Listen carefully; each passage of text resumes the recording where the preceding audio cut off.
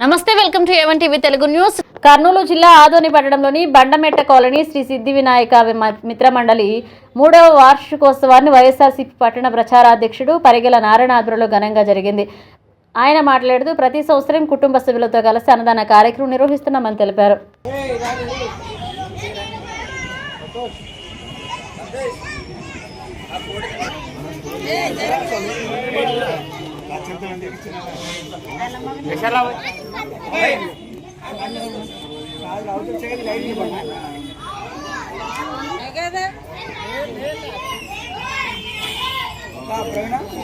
వినాయక చవితి శుభాకాంక్షలు.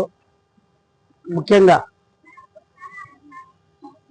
ఆదోని పట్టణ ప్రజలందరూ, మున్సిపాలిటీ కార్మికులైతేమి, మున్సిపల్ కమిషనర్ అయితేమి, పోలీస్ శాఖ అయితేమి, పోలీస్ సిబ్బంది, అలాగే జగన్మోహన్ రెడ్డి గారికి, మాజీ ఎమ్మెల్యే సాయి ప్రసాద్ గారికి అందరికీ వినాయక చవితి శుభాకాంక్షలు.